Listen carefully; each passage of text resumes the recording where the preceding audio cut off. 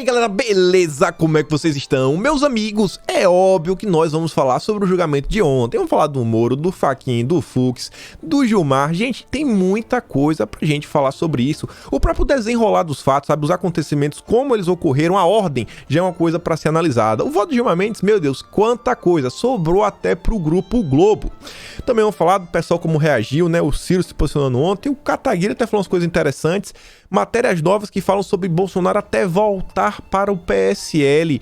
Só que, gente, temos um assunto importantíssimo e a gente vai começar por ele. O Dória pode ser impeachmentado com mais 4 votos, sendo que a Lespe tem 95 deputados. Vocês vão entender, inclusive esse é um dos motivos do humor do desgovernador de São Paulo no dia de ontem. Tem mais algumas coisas também pra gente falar da questão de São Paulo, bem importante. Vamos falar um pouco do governo, questão aí da saúde. Vamos falar também sobre a Câmara, porque ontem as comissões foram decididas, a Bia ficou com a CCJ, mas tem muito mais coisa. A PEC emergencial também foi aprovada no primeiro turno. Mas vamos começar, e vamos começar sobre isso daqui. Falei que tinha umas coisas pra falar sobre o Dória. Ele vai reavaliar, sabe, em que fase vai se colocar, né, o estado de São Paulo. A priori, né, você pode até se perguntar se você já não olhou o que tá na tela. Se você não olhou, não leu, pô, ele vai reavaliar, significa que ele vai tirar o estado da fase vermelha, vai colocar na laranja, na amarela, na verde, já que a vermelha é a pior das fases? Não!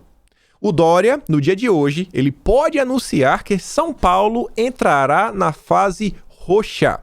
Ele vai criar uma nova fase, que inclusive vai rever quais serviços são essencial e quais não são. Isso aqui não é essencial, não. Vamos fechar. A gente pensou que era essencial, agora pode fechar.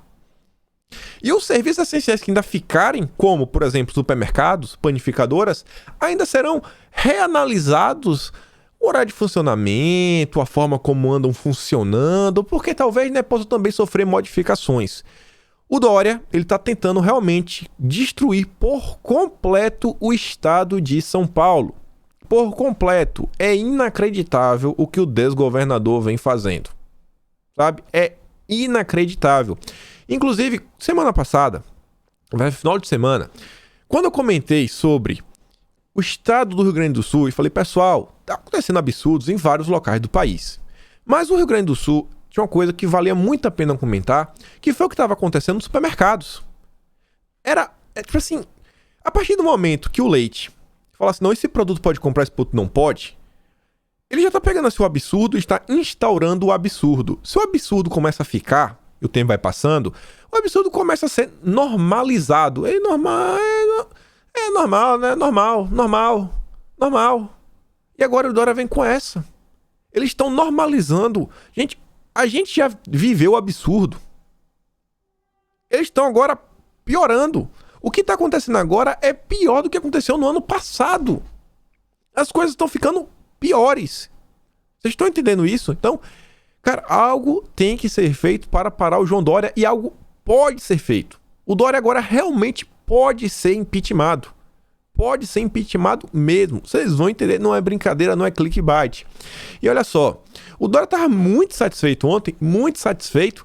A priori eu tinha dado uma lida, eu achei assim, pô, qual é, velho? O governo pedindo ajuda lá pro país. Só que depois eu parei, analisei, conversei com algumas pessoas, inclusive até lá próximo ao, que teria até um certo acesso no entorno do Planalto, ninguém tem acesso ao presidente. E eu comecei a entender. O governo, o pessoal não tá com essa narrativa chata aí. Ai, não tem isso, não tem os imunizantes, não tem Bolsonaro, blá blá. Falou, não, beleza, vamos colocar o empenho máximo nisso daqui. Empenho máximo nisso aqui, pra colocar e vamos ver agora se vai resolver. Né? Se vacinar que vocês queriam, pronto. E agora? Vamos poder voltar? Tanto que, anteontem, Bolsonaro coloca seu perfil oficial. A reunião que ele teve com o pessoal da Pfizer. Ontem ele coloca mais coisas relacionadas aos imunizantes. Teve essa questão do Ministério da Saúde. E você vê, olha o tom do Dória. Após sucessivos ataques de Jair Bolsonaro, né, o país que eu tanto amo, o Ministério da Saúde pediu ajuda ao embaixador para adquirir mais imunizantes. É inacreditável. Faltou isso, faltou aquilo outro, blá blá blá. Peraí, faltou UTI? Ele mandou tanto dinheiro. Tu fez o quê com os hospitais de campanha? E a incompetência de Bolsonaro. E a Elisa, ela já tinha sacado, ó. O governador federal, né, é só assim pra falar do Dória, tá chateado com o presidente por solicitar mais imunizantes do país que ele tanto ama, porque isso vai atrapalhar o lobby dele. Gente, o imunizante era a única coisa que o Dória tinha. Era a única coisa que ele tinha pra falar assim, ai, gostem de mim, eu tenho uma bola, sabe? Eu sou dono da bola e do campo. Gostem de mim. Mas nem isso estava sendo suficiente, ele ainda perdeu. A decisão do Fachin zerou por completo toda e qualquer chance do Dória ser, sabe, o novo presidente do Brasil. Ele já não tinha chance nenhuma, zero. Agora, acabou. Acabou, ele sabe disso. O pessoal começou a desistir. O Mandetta já tá pensando em ser governador. Acabou, zero. Zero. Sabe que vai ser agora, vai polarizar esquerda e direita. Esse pessoal de centro bonitinho e cheiroso, os progressistas, liberais, comuno-globalistas, não. Esquece, Dória. E nessa brincadeira, como isso vem acontecendo, junto com a sucessão de derrotas internas no partido, gente, o Dória, ele nem vai ser candidato a 2022 para nada. Pode anotar. Dória não vai concorrer a nada. O candidato do PSDB, vou valendo aqui, ó, vai ser Geraldo Alckmin. Geraldo Alckmin. Dória vai ficar chupando o dedo. Ele não quer ser deputado, ele gosta de ser chefão, né, do executivo. Vai ficar chupando o dedo. Dória desaparece da política no máximo em 2022. O impeachment pode rolar. Você vê, ó, Bolsonaro vem falando, o Ministério da Saúde vai enviar para o Brasil mais 2,6 milhões de doses. Tem reunião com a Pfizer. Fala também que o Pazuello, também na terça, não foi só com Comuna, mas também, ó, procurou o presidente do Conselho da Aliança, Gabi, para tratar do recebimento de vacinas pela COVAX Facility. Tudo isso daí. Não é forte só com os Comuna, não. O governo tá tratando com todo mundo, né? Vocês queriam? Pronto, toma aí. Agora, dá pra voltar a trabalhar? Tá aí, dedicação. O Renato até fala o seguinte, ó. A mídia falou sobre o Dória hoje, ou o Lula foi o assunto que dominou as pautas dos jornais? Viu, Dória? Não adiantou gastar milhões em propaganda. Aposto que no embaixador do teu país, né, te atende mais.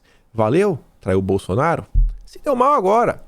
E falando no país que o Dória tanto ama, o Estadão aqui nos informa que o ministro das Comunicações, o Fábio Faria, excluiu a empresa lá com H, sabe, do fornecimento 5G.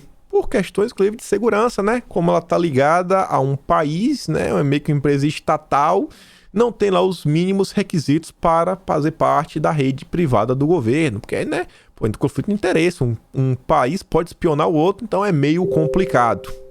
Resumindo, se deu mal. Deixa eu só fechar aqui, né? O Telegram direto, esqueci esse negócio aberto. Aí senão fica essa zoadinha de notificação. Pronto, voltando aqui, né? Quem sabe faz ao vivo. E olha só, falei pra vocês, impeachment do Dória. Até então, não tínhamos nenhuma chance do impeachment prosperar. Por quê? O Dória, ele tinha um Rodrigo Maia na frente da Lespe. O Cauê Macris, não sei como é o nome, é até então ainda, o cara que blinda o João Dória. É o presidente da Lespe. É o Rodrigo Maia de São Paulo. E agora, o que foi que aconteceu? Uma movimentação similar ao que aconteceu a nível federal, na eleição para a presidência da Câmara, só que agora em São Paulo. O Major Meca conseguiu se acertar com o Coronel Telhada e agora eles fecharam uma chapa. Gente, isso é importantíssimo. Inclusive o Douglas diz o seguinte, ó, urgente, num gesto de grandeza, Coronel Telhada se une à chapa de apoio para Major Meca, presidente da Lespe, canalizando mais votos ao único candidato capaz de derrotar o amigão de João Dória, Carlão Pagnatari, também do PSDB, vai vir para blindar o Dória. Vamos virar voto. Falem com os deputados de sua região. E pessoal, em São Paulo, se vocês entraram no site da Lespe, eu nem vou, tá até aqui aberto, mas que eu já fechei, nem lembro. Quando você lá, é assim, eu vou te explicar porque você pode ir, é interessante. Tá o nome do deputado, tá o grupo que ele representa e as áreas de interesse dele e depois o partido. A quantidade de deputados estaduais, que tipo assim, é delegado não sei quem, Major Meca, coronel não sei coisa... Tem muito deputado ligado, sabe, ao voto aí da segurança, da Força de Segurança Pública, bombeiros, policiais, todo esse pessoal aí que vota no pessoal. E, gente, eu fui precisar ver. O Coronel Telhada, ele é do PP, também estava lá na base do governo, a partir lá do Lira, do Ciro Nogueira e todo esse pessoal. E temos aí o Major Meca. E aí eu fui fazer uma contagem de votos, pegando o mesmo panorama que tivemos a nível federal. E vejam só, o Avante, que está aí na base do governo, tem 3 deputados. Eu botei aqui no lado de cá, contagem de X, só os partidos, né, para contar só os partidos que em teoria poderiam votar junto com o Meca, se conversar, né, com jeitinho. Ainda que não vote agora, a tendência é que exista uma candidatura de esquerda, porque temos o PT, o pessoal deve lançar um candidato. Então, tudo indica que vai ter um segundo turno na Lespe. Então, aqui eu já estou pensando a nível de segundo turno, onde dos 94 deputados, eu falei 95 no início, né? Na verdade tá faltando, é 95, eu acho que eu errei na matemática. Tudo bem, né? Independente, são 48 votos para obter maioria. Precisamos ter 48 votos. E eu contei, ó, vamos ver. Do Avante, 3. Aí você vê do DEM. Dá para conversar com o DEM. Dá para tentar pegar algum voto do DEM. Então, mas eu não considerei nenhum. MDB, eu acho que dá para sentar e conversar e tentar pegar apoio de algum deputado, mas também não contei nenhum. Aí peguei Partido Novo. Eu acho que principalmente o Novo, sabe? Vendo o que o Dória vem fazendo, acho que vale a pena repensar. Acho sim que dá para pegar os 4 votos do Novo. Aí você vê o PL, pô, é parceirão do PP. Podemos voltou também na mesma base. O PP é o próprio PP do Telhada. O PROS, mais um voto. PSL, 12 votos. O PTB, um voto, o próprio Douglas Garcia. Vazio, é porque tá sem partido, é o Gil Diniz e a Valéria Bolsonaro, já vão votar no Meca. Republicanos, são 6. Aqui temos 44 votos. Óbvio, tem que ter certeza que o Novo vai votar. Gente, se esse assunto tomar proporção a nível nacional e começar a ter pressão, os veículos começarem a falar, o povo começar a cobrar dos deputados a mesma movimentação que ocorreu na época da presidência da Câmara, a gente pode derrubar o homem que vai blindar o João Dória. E aí, meu amigo, já foi. Já foi. Pessoal, para um segundo turno é capaz até da esquerda votar contra o Dória. É capaz, só para ver o circo pegar fogo. Só para poder falar, né? Eu sou contra o PSDB. Eu sou contra. E se a esquerda anular os votos, então é a maioria, né? É por voto, quem tiver 50% mais um dos votos válidos, a tendência é que dá agora chances reais para o Major Meca. Essa mudança do Coronel Telhada, sabe? Mudou todo o cenário político das disputas para a Lespe, mas mudou de vez, mudou por completo, sabe? É uma reviravolta sem igual. Não à toa, olha como o Douglas falou, urgente, a gente realmente é coisa urgente.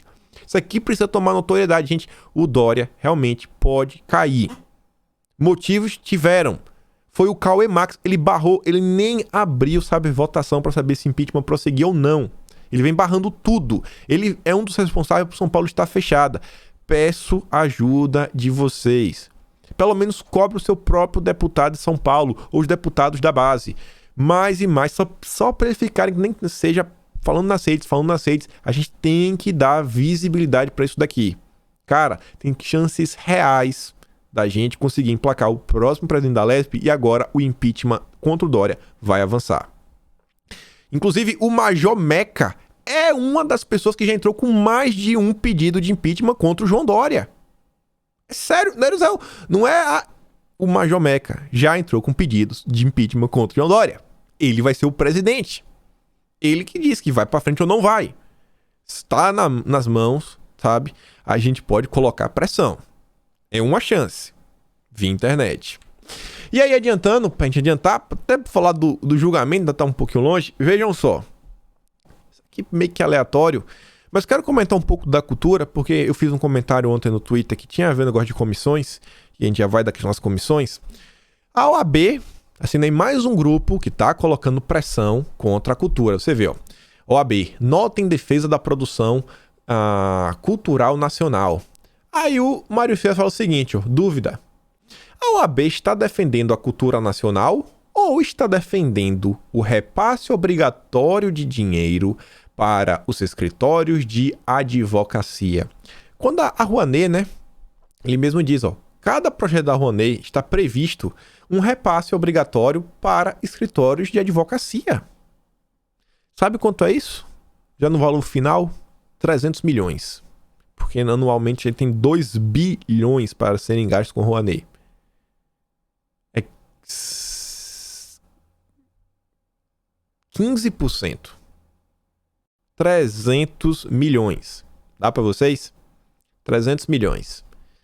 É um dinheirinho bom, né? Tá entendendo porque a OAB tá com raiva? E aí, a pressão na parte da cultura tá gigante. Você vê, ó, o André Porciúncula, o secretário que lida com a Rouanet. Ele que é que dá o carimbo final. O deputado Ivan Valente, do PSOL, acabou de entrar com ação popular contra a minha portaria que suspende a análise das propostas de eventos culturais que não possam ser realizados devido às restrições. Essa já é a terceira ação popular que recebo hoje. Isso não me intimida. Até o pessoal do PT já falando que ele merece ser preso. O André merece ser preso. E aí, eu tava conversando, até tentar saber o que é que estão fazendo. Ó. Só contra o André. Só contra o André. A direita, eu postei o seguinte, ó. A direita falou tanto de revolução cultural. Hoje a Secretaria de Cultura faz tudo o que pode para barrar o financiamento da agenda ideológica de esquerda. Sabe qual é o resultado? O André responde a 15 mandados de segurança, 3 ações populares. E eu pergunto, cadê nossos deputados para ajudar? Ainda tem uma representação no MPF e TCU por toda a bancada do PT no Senado. E eu falava que tinha tido aí, né, a divisão das comissões. A Comissão da Cultura ficou com o PCdoB, mas eu falo, pô, eu entendo, sabe? Eu entendo que cada partido pega uma, não dá para pegar todas. O governo vai priorizar algumas. Só que eu perguntei o seguinte lá, mas eu espero que pelo menos a base, os deputados da base tenham se inscrito para ser titulares das comissões, para participarem. Porque tem um presidente, mas não é assim, o presidente que vai decidir. Não, tem umas votações internas, tem debates internos, várias coisas acontecem. Então eu espero que os nossos deputados, sabe, se engajem na Comissão da Cultura, também com todas as outras. Teve gente que achou que eu tava, tipo assim, reclamando porque o pessoal não escolheu a cultura. Não, só quero que eles participem. Lá eu quero me inscrever para ser um titulares, para estar aqui nos debates, tudo, poder participar, votar pelo sim, votar pelo não. Ainda que tem vários outros cargos, né? Mas tudo bem. E aí, olha só. Vamos falar das comissões. Isso aqui, né, dá aquele prazer, né? Sabe? Demora, mas as coisas chegam. Joyce Hasselmann, a desvairada Bia Kicis, acha que vai ser presidente da CCJ. Só tem uma coisa a dizer. Hahaha. A tal da Bia é isso e aquilo, democrata, capacho do coronel Bolsonaro, contra a democracia. E essa que será presidente da CCJ, bobinha, blá blá blá blá blá blá blá, beijinho no ombro, checkmate, vai ter no máximo 10 votos. Ai, Bia foi eleita a presidente da CCJ. Foi mal, viu, Joyce? E já tem novidades sobre a Bia. Bia tá montando aí um time, estão falando que tá tentando montar um time aí de peso na CCJ.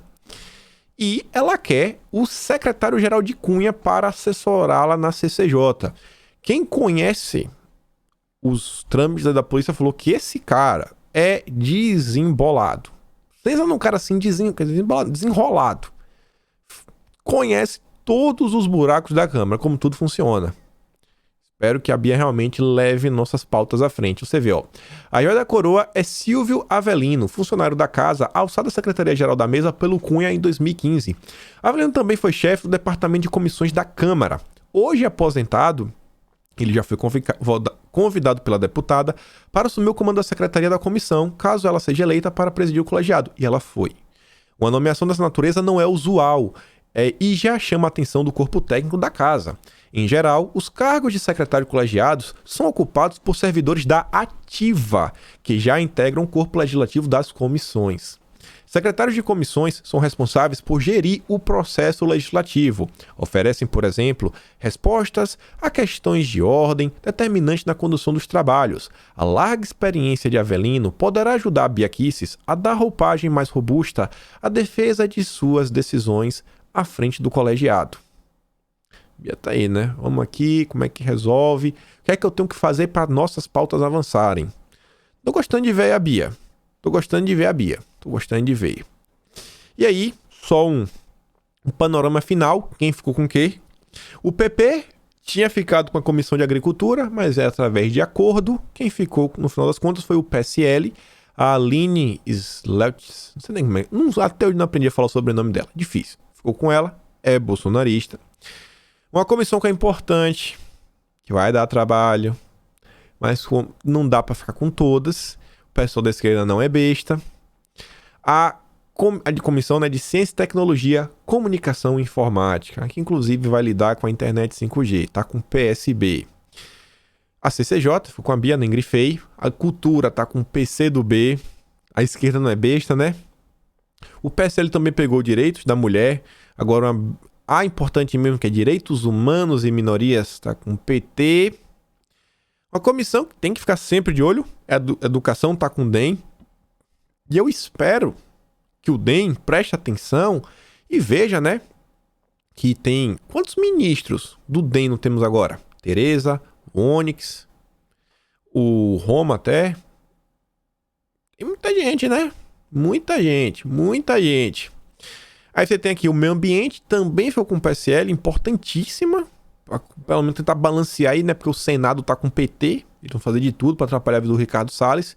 E relações exteriores, que também era do PP, mas o PP abriu mão para o PSDB, aí ficou com o Aécio. Haja corações, né? Vamos ficar de olho nisso. Mas enfim, pra gente fechar o assunto Câmara e começar a falar do julgamento. Câmara aprova a PEC emergencial em primeiro turno. PEC aí que inclusive vai garantir o auxílio. E aí vejam só, com 341 votos a favor, 121 contra, foi aprovada em primeiro turno a PEC emergencial. Adivinha quem foi que votou contra?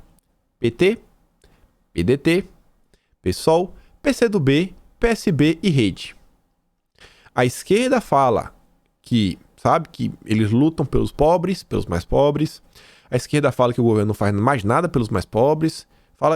Reclama de tudo. Agora, na hora, sabe, eles que falam aí, né, que eles são isso, que pensam distribuição, sei lá, de riquezas. Tá aí.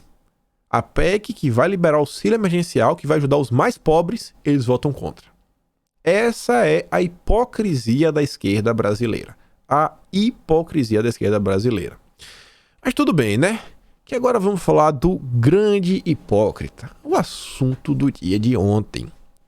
O antagonista já iniciou o dia, né? Tentando pautar, mas não conseguiu. A rebombada, o antagonista não tá conseguindo segurar. Tá conseguindo segurar de tanta pancada que tá vindo de todos os lados. O plano é o mesmo de sempre. Destruir o Moro. O dia começou ontem, né? A gente falando do Moro ainda, do Fachin e tal. Todo mundo puto, chateado. Coisa não avança. O Carluxo vai lá e avisa. Pô, olha, o Carluxo posta uma mensagem, né? Posta a notícia. Com decisão que salvou Lula, Fachin declara fim dos processos sobre parcialidade de Moro. Você tá vendo, a matéria é sobre Moro. E o Carluxo diz, muito fácil entender o movimento dos isentões, vulgo low energy, ou famosos biscoiteiros de YouTube. O pessoal aí, né, que apoia Sérgio Moro, Nando Moura, acompanha Limitado, todo esse pessoalzinho da nova esquerda. A Jana Pascoal, de novo, falou a mesma coisa, agora de uma forma mais profunda. Foi na Jovem Pan, você vê o antagonista, né, Janaína. Algo maior motivou a decisão de Fachin sobre Lula. Você vê, nós tivemos acesso a um número muito pequeno de conversas. Apareceu tantas outras e a notícia que se tem é que a quantidade vai muito além do divulgado. Não é medo de que tudo o que tem lá venha à tona? Não consigo acreditar que um ministro se exponha dessa forma. Não acredito que o ministro correria todo esse risco para salvar Sérgio Moro. Para mim, tem algo nos diálogos que não se quer que venha a público. Só isso faz sentido. E ontem eu vi algumas pessoas da esquerda comentando, inclusive tem um que é da TVT. Cara, olha, se eu fosse aí da Hebraica, alguma coisa, eu abriria um processo contra esse cara, porque ele fala umas coisas assim de Israel que são absurdos. O cara fala que, inclusive, o que Eduardo Bolsonaro foi fazer, esse todo o pessoal, na verdade, foi criar uma rota de fuga. Rota de fuga, porque ele vai ser preso. Ele e os filhos, quadrilha, falou um absurdo. Foi lá pra rota de fuga. Só que esse mesmo cara que trata Bolsonaro dessa forma, ele tá falando de forma assim bem clara que o Fachin, sabe, ele tá envolvido. Ele não tem como isso não acontecer. O cara que grita Lula livre, o cara de esquerda, esse ponto, vocês ouviram, falando de Bolsonaro e família, que quer rota de fuga, ele falou que o Fachin tem um comprometimento altíssimo e tá tentando fazer de tudo para também se autoproteger. Então, todo mundo vai aí. E o comentário que vale a pena falar, os liberais, aqueles liberais da direita, né, que vez ou outra dá assim uma bola dentro, aquele discurso fácil. Critica o Dória, critica isso, fala, o governo tá certo, mas vez ou outra erra. Aí, né, sempre o pessoal da direita adora abraçar esse pessoal. Tudo bem. Vários deles ontem compartilharam o Caio Coppola. Caio Coppola, eu já falo do Caio Coppola tem um bom tempo. Pra mim, Caio Coppola é aquele cara esperto, fala lá as coisas, mas ele é esperto demais ao ponto de ele saber o que é que dá dinheiro, falar o que é que não dá. Caio Coppola vem pra fazer aquele discurso mais batido de todos. Ah, porque Sérgio Moro isso, as decisões do Moro, nenhuma das decisões foram derrubadas nos tribunais que vieram depois, segunda instância, foram revalidadas, isso, aquilo, outro. E tem que lembrar que as provas foram obtidas de tal e tal maneira. Em nenhum momento, nenhuma dessas pessoas, zero, conseguem falar o seguinte, ó. Tá, foram obtidas de forma irregular, tá, beleza. Agora, o que é que tem nas mensagens? Vamos discutir sobre o conteúdo delas? Você já viu o Caio Coppola falar do conteúdo das mensagens? O pessoal lá da Jovem Pan, você já viu o conteúdo em si? O pessoal da Jovem Pan já falou do Pingo nos Is.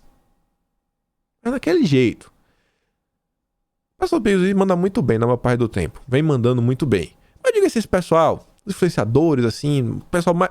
Essa direita que a mídia até aceita, sabe? Que tá na grande mídia. Você vê ele falar assim, vamos falar daquele conteúdo?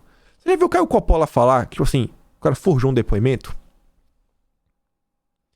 Tá entendendo? Assim, se forjou um depoimento e o cara que tá depois na segunda instância não sabe, ele não sabe que aquela prova é um depoimento forjado. Ele vai ver, pô, faz sentido, ele só validou. Tá entendendo? Eu não tô falando aqui da questão do caso do Lula. Eu estou falando, na verdade, da atuação do Sérgio Moro enquanto juiz. Não tô falando do caso, não tô falando que o Lula é inocente. Não tô falando nada disso. Eu não tô defendendo o Lula, jovem. Tô falando do Sérgio Moro. É um absurdo fechar os olhos para isso. Não dá só pra fechar os olhos pro Moro e achar, não, tá tudo bem. Tá tudo... Gente, não dá só pra achar que tá tudo bem com o Moro. Tem muita coisa absurda que o Moro fez. E esse pessoal não entra no mérito. A gente ainda começou a perceber que tem umas coisas absurdas. E aí o Fachin não quer que essas mensagens vão a público, de jeito nenhum. Aí você vê, e o dia começa... que eu falei, a ordem dos fatos é interessante. Tá tudo naquela, nem agora. O que é que vai acontecer? O que é que vai acontecer? Já saiu logo a matéria na Veja, ó.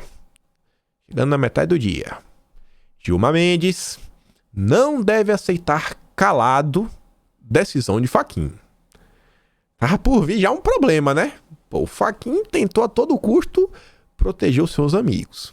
No bastidor do STF, a decisão de Fachin agradou uma ala de ministros que deseja um desfecho intermediário para a Lava Jato. Balela. Agradou os ministros lavajatistas. Esse pessoal tá cagando pra Lava Jato. Esse pessoal tá nem aí.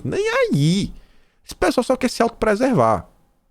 A gente que se preocupa em manter, sabe, os avanços e, assim, os ganhos que tivemos com a Operação Lava Jato, que é diferente do lavajatismo.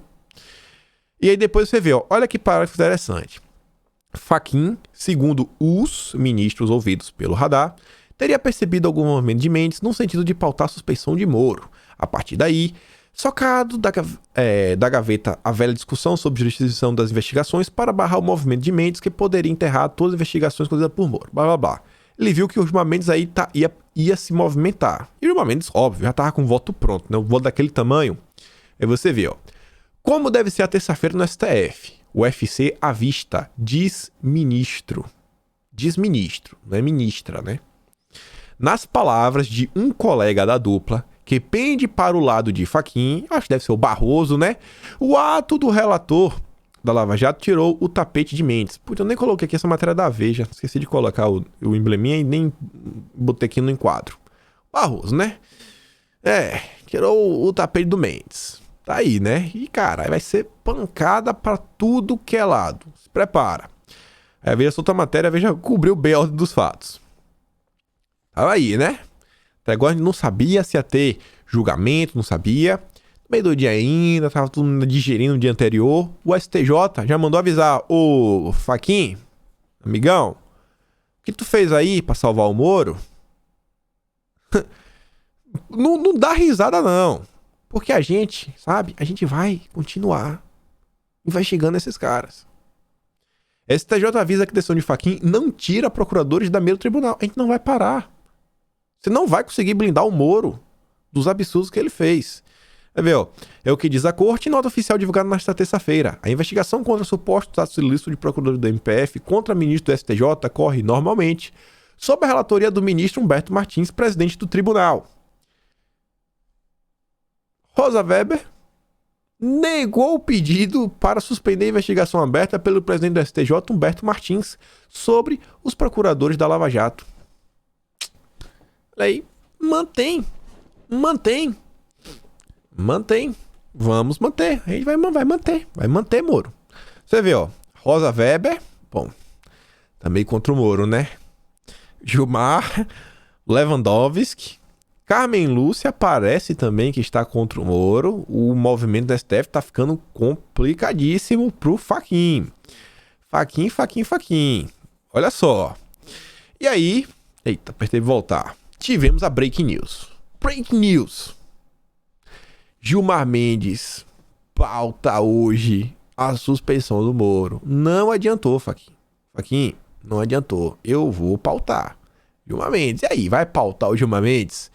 Pra quem ainda acha que o Fachin fez o que fez pra ajudar o Lula, o Fachin juntou, né, a fome com a vontade de comer. Já que ele ia salvar o Moro, vou salvar o Lula junto, que ele tanto ama. Você vê, ó.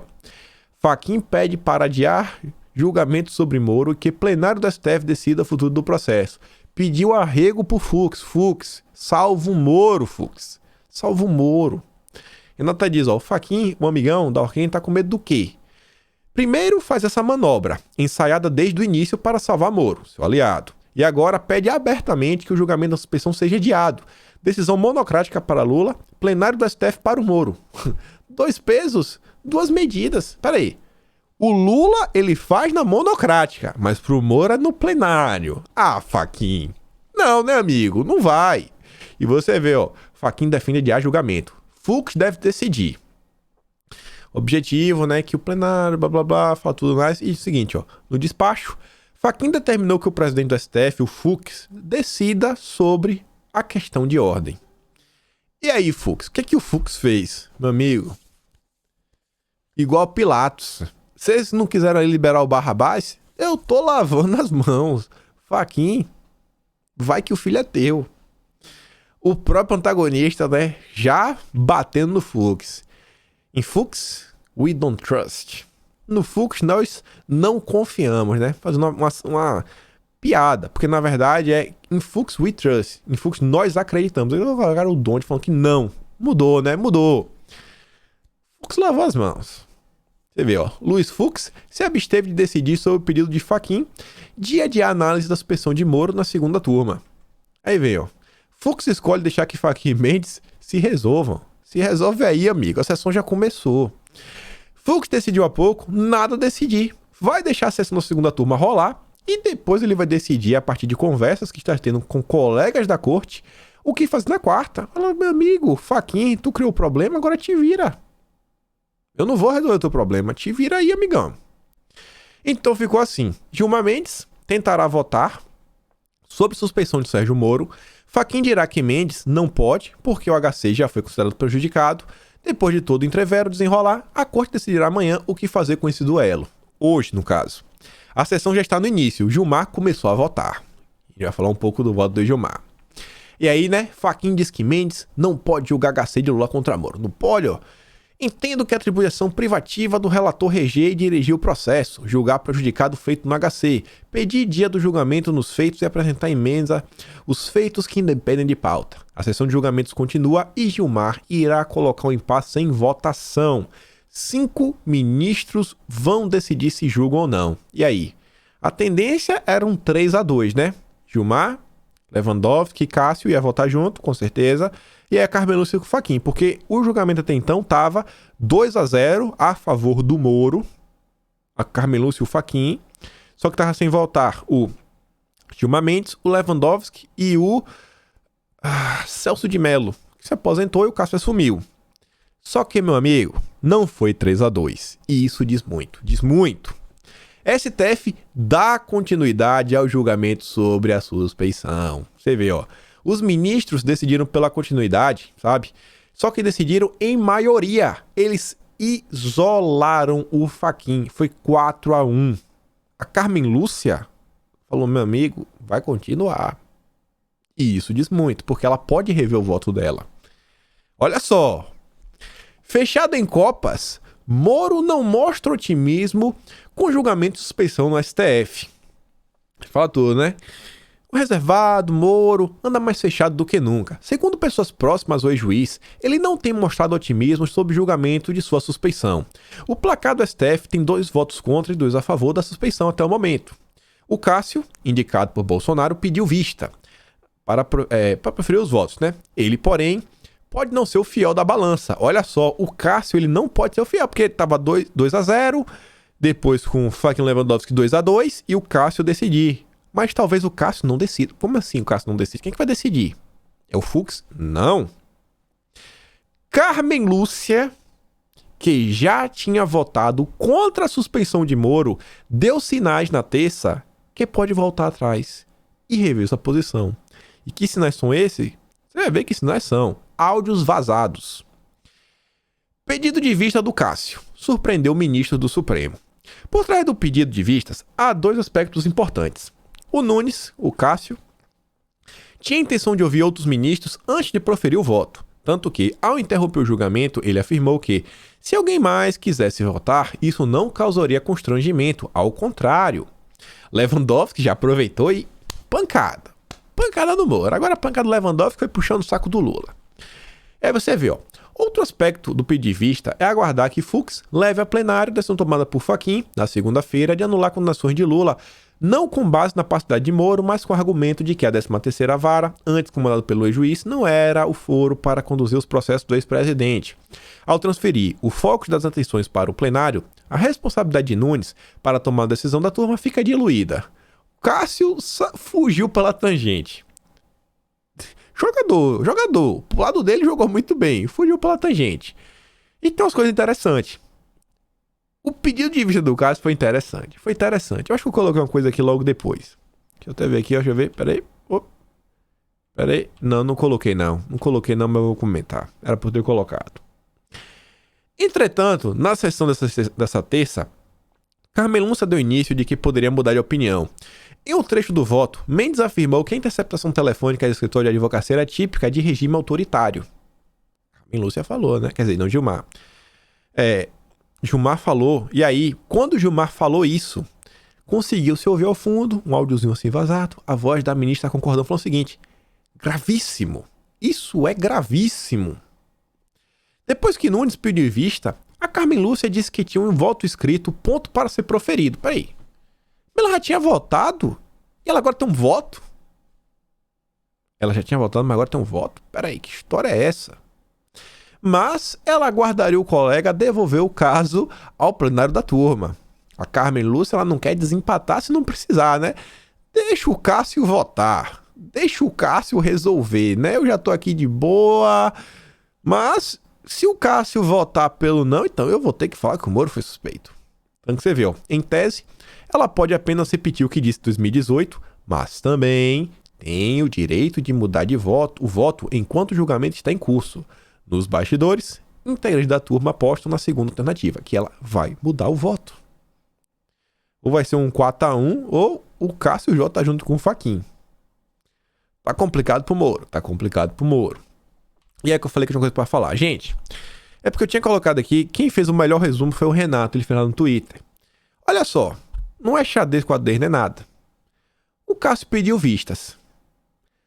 Quando ele pede vistas, ele fala que ele precisa ter acesso às mensagens. Porque então ele não leu as mensagens. Ele falou, eu nem sequer li nenhuma. E aí ele fala o seguinte, então, Para eu poder votar, eu preciso ter acesso. Não, tem que ter acesso, ler as mensagens, eu vou ler, sabe? E coisa. Ou seja, o Cássio vai ter acesso. Na boa, se o Cássio vai ter acesso, eu não consigo acreditar que nada, né? O Bolsonaro vai ter um certo... Vai saber pelo menos o que é que tinha nas mensagens. Pode não ter, mas vai saber. Eu acho. Realmente acho mesmo. E aí agora, na boa, como o Cássio pediu vistas, a dependendo do que Fux decidir, o botão aí de ejetar o Moro tá com o Cássio. O botão de ejetar, né, de votar com o julgamento, porque quem pediu vista foi ele. Tá com o Cássio. Fugiu pela tangente, né? E agora falou, ó, o botão aqui de ejetar a cadeira tá comigo, viu? Quero só ver. E você vê que teve uma matéria da Bela Megali, eu tenho umas 2 semanas, que ela falava o seguinte: quando Gilmar Mendes vai pautar o pedido de suspeição lá no negócio do Moro. E ela falava o seguinte, que o Gilmar Mendes até então não tá com pressa.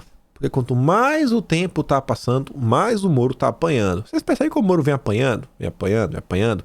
E o Gilmar ontem aproveitou o que o Fachin fez pra bater no Moro. Mas bateu que, meu Deus. Deu pena. Não deu pena não, né? Mas bateu. Bateu muito, muito. Inclusive até o antagonista chorou, né? A próxima matéria o antagonista chorando.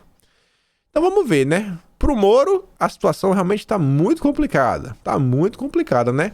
E lembrando uma coisa, pessoal, se tudo isso daqui tá acontecendo, se o Lula tá solto e elegível, é só por causa do Moro. Se o Moro tivesse agido conforme a justiça ordena, nada disso estava acontecendo. Isso tá claro na cabeça de vocês? Que a culpa de tudo o que tá acontecendo é do Moro? Porque fez coisa errada? Fez coisa errada? Você vê Bolsonaro, né? É o contraponto. Bolsonaro às vezes se queima. Mas por quê? Porque fez a coisa certa. E você vê que todas as vezes que Bolsonaro fez alguma coisa errada, não aconteceu nada, porque você vê que foi um erro. Não foi porque ele quis. E não é coisa errada assim de forma ilegal. Pô, ele tomou uma decisão que não deveria tomar, mas você vê que na hora de corrigir, ele fala, pô, errei, vou corrigir, já foi. E já faz. Não tem nenhum desgaste, não tem nada. Porque não é que ele burlou a lei sabendo. Mas pro Moro, né? O Moro. Aí vem o antagonista chorar, né? O voto hackeado. Gilmar Mendes basicamente usou a votação inteira para falar das mensagens. Eles não falam do conteúdo do voto do Gilmar. O conteúdo, botar só os conteúdos que interessavam para eles. Mas não, né? Hackeou. Chorou. E aí você vê, né? Uma das coisas interessantes do Gilmar, eu até pergunto se o Gilmar já não... Ele assim, Gilmar, você já parou pra pensar que você devia ter também dito isso pro Alexandre de Moraes? Porque o Gilmar Mendes falou o seguinte, ó. No julgamento de suspeição do Moro, ele falou que quem investiga não pode ser quem julga. Aí o Alexandre Freitas, que é deputado estadual do Novo, só que no Rio de Janeiro. Ô Gilmar, corre aqui rapidinho.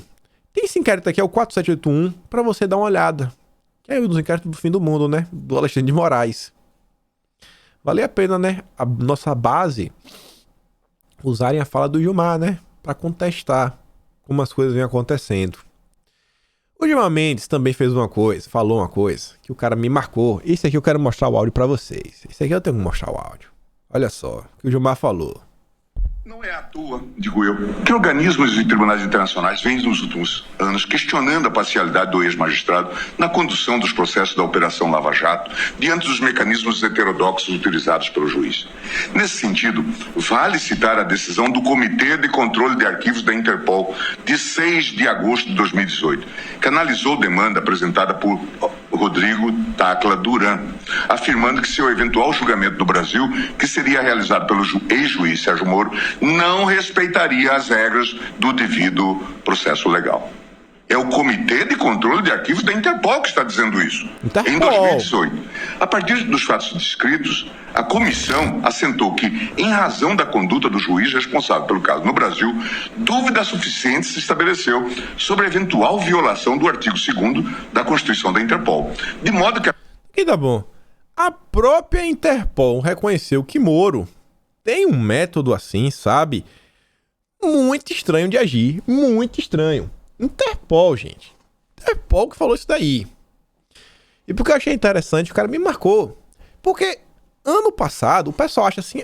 Tem gente que agora... Tem gente então, vai, grita aí Lula livre. Eu falo, cara, meu Deus do céu, não consegue entender que não tem uma coisa ligada à outra. Vê o que Moro vinha fazendo, sabe? Você vê o que Moro... A gente reclama do Alexandre de Moraes. O Moro faz a mesma coisa, o Gilmar que falou. Gilmar falou que o Moro faz a mesma coisa do Alexandre de Moraes. Como é que eu vou reclamar do Alexandre de Moraes? Eu não vou reclamar do Moro. Pela mesma coisa. Gente, se eu tô reclamando que o Alexandre de Moraes é juiz e acusador, como é que eu pro Moro, o Moro pode? Não pode, cara. Isso é um absurdo. É um absurdo.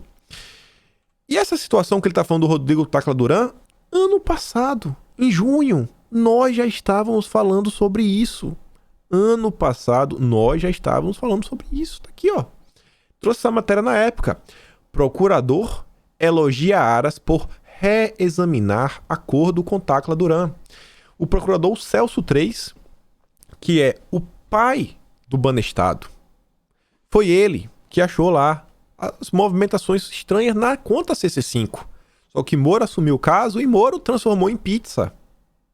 Ele é um crítico a Moro, sempre foi, desde aquela época, reclamava que Moro jogou o Banestado no lixo. O Celso III falava. Os relatórios que tem na internet, não sei se é deparado com, eu já mostrei em vídeos algum que tem lá o nome da pessoa, a conta, o valor que recebeu. Quem montou aqueles relatórios, são 3 volumes, mais de 1.200 páginas, foi o Celso III. E ele vem falar o seguinte, ó. Elogia o Aras por querer reexaminar o acordo aí com Duran e diz, ó, de acordo com o artigo, seja pela eventual corrupção, do tráfico de influência ou denunciação caluniosa, certo mesmo é que a Lava Jato jamais poderia permanecer inerte ante a narrativa e apontamentos de Duran. Ele diz, ó, Duran teve vitória cujo presidente não tem presença na rotina judiciária. A Interpol, órgão de Estado reunindo as polícias do mundo, reconheceu a suspeição de Moro, invalidando busca internacional do mandado de prisão por ele expedido. Moro mandou a busca internacional. Desmoralização da justiça brasileira. Tava lá falando. Inclusive falou o seguinte, que o Duran falou. O Celso III falou o seguinte, ó, o Duran falou. Vê lá a delação dele. Só tem 2 opções. Primeiro, você vai acatar a delação, porque ele falou, você fez o acordo. Segundo, o Duran mentiu. Já que ele mentiu, você vai fazer uma denunciação caluniosa contra ele. Você não pode chegar assim, deixa pra lá, não quero mais. Vamos arquivar isso daí. Não pode. Ou esse caminho é esse. Moro meio que... deixa pra lá.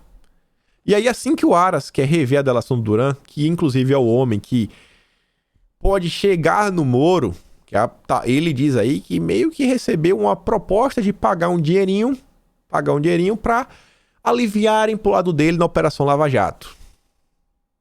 O Moro chorou, o Deltan chorou, todo mundo chorou. E o Gilmar tá falando, pô, o Duran, Bolsonaro na live, o Duran... Não nessa live recente, ano passado ainda. Ele queria falar do Dario Messer. O voto do Gilmar teve muita coisa. Outra coisa que teve no voto do Gilmar foi falar do Bretas. Uns dias atrás, deve ter mais de um mês já, eu falei, pessoal, se vocês estão surpresos com essas mensagens, quando sair as mensagens do Rio, meu amigo, se prepara. Aí você vê a Mônica Bergman. Bomba. Gilmar diz que o que se fala na 7ª Vara Federal do Rio, do juiz Marcelo Bretas, é de corar frade de pedra. Diz não saber como o escândalo ainda não veio à tona. E eu vou cantar uma pedra. Antes de falar disso aqui, depois falar isso aqui. Bretas rebate Gilmar, né? Tenho consciência tranquila sobre lisura do meu trabalho. Bretas. Tá complicado, amigão. Tá complicado. Mas Nádia até tentou defender. Tá complicado, amigão. Tá complicado. Eu quero que vocês guardem esse nome aqui, ó. E esse roxinho. É o Raj. Guarda esse nome. Quando esse nome aparecer, aí você vai falar, pô, velho, realmente o cara falou que esse nome ia aparecer. Grava esse nome. Não saiu nenhuma mensagem ainda. Nenhuma. Mas eu tô te falando. Esse rapaz é o Raj. Grava o nome dele. Vamos ver quando começar a sair as questões aí relacionadas ao pessoal do Rio de Janeiro. Tem muita mensagem ainda para aparecer. É o Raj. Grava esse nome. É o Raj. É L Raj. H-A-G-E. Aí depois você me cobra. quando sai você me cobra, né? Pra ver se esse cara realmente, né, deveria prestar atenção nas movimentações do El Haj ou não. Diferente do Coppola que diz, isso não, vamos ver o que esse pessoal realmente falou. Se é um absurdo digno de prestar atenção, né? Se eles realmente atentaram contra a democracia brasileira. E aí, olha só, o Gilmar também falou outra coisa que envolvia a Globo. Não vou passar o vídeo, mas ele fala que basicamente tinha um consórcio, sabe, do grupinho de Curitiba com alguns jornalistas. E ele cita o Vladimir Neto, filho de Miriam Leitão. Tá pancada, mas bateu. É muita coisa, né? A pancada foi tão grande que no Jornal Nacional de ontem, o William Bonner teve que foi explicar que isso, que aquilo outro, aquele jeito dele, né? Fala assim, com certeza de que tá certo, pra parecer que realmente tá certo. A Lisa mesmo diz, Bonner sentiu. Bastou Gilmar Mendes citar a assessoria de imprensa da Lava Jato, dentre eles o filho de Mira Leitão, que o Globo já correu para se defender. Quem quiser, vai lá no Twitter da Elisa ou então assiste o Jornal Nacional aí, sei lá, revisa aí pra ver o que o Bonner falou. Só que isso é interessante. Isso é muito interessante. Porque logo quando o Moro saiu, eu acho que ainda em abril, porque eles são no final de abril, não sei nem se era maio, acho que ainda em abril, acho que ainda foi abril. Nós já comentamos sobre isso daqui. Aqui, ó, abril, pronto. 27 de abril.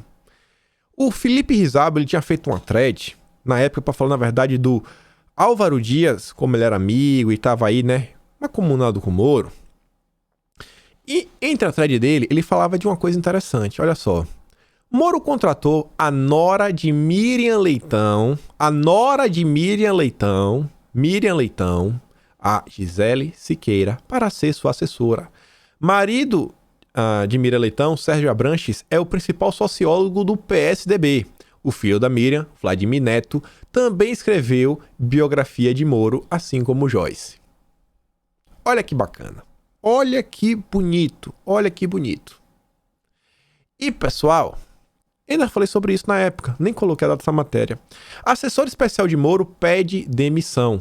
A Gisele, nora da Miriam Leitão, nora, que o marido da Miriam é sociólogo ligado ao PSDB, ela pediu na terça-feira, dia 9 de julho de 2019, que foi quando surgiram, né, as mensagens do Intercept, demissão do cargo de assessor especial. Ela pediu demissão. A decisão foi tomada em meio a uma série de reportagens divulgadas pelo site The Intercept. Vocês acham que tem alguma coisa? Você acha que a nora de Miriam Leitão ia pedir pra sair? Começou a ser as mensagens e eu falar, pessoal, quem tem medo. Quem tem medo. Vocês acham que ela pediu pra sair à toa? Minha amiga, ela viu, na hora que ela lembrou o que é que ela tinha conversado, o que é que ela viu o Moro fazendo, ela falou, meu amigo, eu vou sair. Eu vou sair. Desse barco eu não fico. E ela saiu em julho. Já tava avisando, Moro, te vira aí, amigão. Te vira aí. Vou sair logo agora que é pra ninguém lembrar de mim quando a pancada vir, né? Pancada vir, eu tô longe. E o Gilmar Mendes falou, o Globo, Vladimir Neto. Hein, Moro? Esse Sérgio Moro não é brincadeira não, hein? E aí, falando do julgamento, teve muita coisa pra gente falar, mas o principal é só falar do Moro, o que o Gilmar falou, o voto do Gilmar. Essa foi a parte mais interessante, porque liga com outras pessoas. Teve mais movimentação do pessoal da oposição, né? Ciro Gomes veio aí defender o seguinte, ó. Defende a anulação de processos de Lula, mas critica. Ele faz parte do problema brasileiro. O Ciro Gomes tá aí tentando escantear o Lula pra tentar viabilizar a candidatura dele de centro. Tá aí achando que vai conseguir. Tem mais uma derrota pro Ciro Gomes, né? Mais 4 anos aí até 2026. 2026 o Ciro Gomes vai voltar. Acho que talvez 2026 ele leva. Esquece. 2022 é de Bolsonaro. 2026, tudo com fé em Deus, vai ser da direita de novo. Fé em Deus vai ser da direita de novo. E aí parece que o único lúcido de todo esse pessoal é o Kataguiri. O Kataguiri foi no Rafinha Bastos falar o seguinte, ó, a gente tá na pior. A gente tá na pior. Cara, a gente não tem o que fazer. Se correr o bicho pega, se ficar o bicho come. Se correr o bicho pega, se ficar o bicho come, a gente tá perdido. O Mandetta, cara, o Mandetta desistiu. O Mandetta tá tentando ver se vira aí governador. Luciano Huck, cara, de tanto problema, sem nem saber se vai ganhar, ele vai deixar de assumir aí o lugar do Faustão. Esquece, amigo, esquece. Sérgio Moro, esse aí tá apagado, esquece. Não tem mais, a gente perdeu. A chance que a gente achava que talvez pudesse derrotar o Bolsonaro, esquece. E aí, falando do Bolsonaro, só pra gente fechar o vídeo, você vê, né? A matéria coloca um título assim ridículo, não tem nada a ver com isso. Por causa de Lula, agora Bolsonaro vai pro PSL. Não tem nada a ver. Já se discutiu, inclusive, isso no ano passado. Mas sim, Bolsonaro repensa em ir para o PSL. Você vê, ó, deputados federais e estaduais bolsonaristas que disputam a proporcional não poderiam usufruir da mesma estratégia, ficando reféns do tempo de televisão e do fundo partidário da futura agenda do presidente. Por quê? Porque Bolsonaro pode fazer coligações, porque ele é presidente, é argumento majoritário, e ter tempo de TV, isso, aquilo, outro. Mas os deputados não podem. E, pô, Bolsonaro tem um monte de filho aí no mundo perdido, né? Filho que eu digo assim, pô, os deputados da base, os bolsonaristas. O pessoal vai querer pro meu partido, não todos, mas muita gente vai. Então tá repensando, pô, o PSL tem um fundo partidário. O PSL agora tá meio pacificado, né? Desde a eleição da presidência da Câmara, todo mundo voltou a ser amigo. Os bolsonaristas pegaram a CCJ, pegaram o meio ambiente, o Bivar ficou lá com essa coisa. Pode voltar a ser uma opção, né? Bolsonaro tem pressa e quer resolver a situação partidária até abril. Procurado pelo Globo, o presidente da sigla, Bivar, afirmou que a decisão cabe a toda bancada e não somente a executiva nacional. Toda bancada, gente, inclui os bolsonaristas. Já tá até abrindo o coração, né? Mas dá uma recuada. Certamente é algo que leva um tempo de maturação e convencimento. Não acredito que o presidente, como legítimo e favorito candidato à reeleição, tenha tempo para esperar a decisão do PSL, quando muitos outros partidos se oferecem para abrigá-lo. E agora, ainda mais aí, né, com a esquerda, o Lula, que vai polarizar mesmo, de vez, vai voltar pro 2018, aí, meu amigo, é melhor colar com o Bolsonaro. É melhor colar com o Bolsonaro que o barco do Dória já afundou, o barco do Mandetta, o barco do Luciano Huck, o barco do Ciro Gomes, o barco do Eduardo Leite. Bolsonaro, volta, fica aqui com a gente. O Bivar já tá repensando. E Bolsonaro tem alguns requerimentos, como, por exemplo, ó, chuta a Joyce aí, Bozella, bota pra fora. Tem a Dani Pimentel também. E você vê, o dirigente do PSL, ouvido pelo Globo em caráter reservado, confirmaram que a possibilidade de filiação de Bolsonaro anti-remoto agora é real. Um deles argumenta que qualquer partido ficaria lisonjeado em receber o presidente. Agora, né, que Lula voltou, que vai polarizar, é bom colar com o Bolsonaro, né? Dá voto. Ninguém quer perder. Quem tem medo. E talvez agora o PSL realmente, né, esteja disposto a botar a Joyce pra correr. Precisou isso acontecer, né? E é isso, meus amigos. Ficamos por aqui, né? E vamos acompanhar, porque a coisa não acabou. Vamos ver como é que vai agir aí as movimentações do STF. Vamos ver essa questão agora do Cássio. Se novas mensagens vão surgir, o que é que o presidente vai falar. Vamos acompanhar as redes, mas tem muita coisa pra rolar. Só que o mais importante é o impeachment do Dória. A gente terminou falando sobre no vídeo, mas, gente, não pode esquecer. Pelo amor de Deus, a gente tem que começar a falar da Alesp. Temos que começar a falar da Alesp urgentemente. Pensar em alguma coisa, eu vou conversar com vocês lá no Telegram, tentar começar esses próximos dias aí, porque é pra ontem, temos que não movimentar. Mas 4 votos lá, né, nas contas, dá para levar a Alesp de verdade. Major Meca, ele mesmo tem pedido de impeachment contra o Dória. E é isso. Daquela curtida compartilhada, se inscreve nas minhas redes e nos vemos amanhã. Aquele grande beijo e abraço, tamo juntos e valeu. Fui, meus amigos.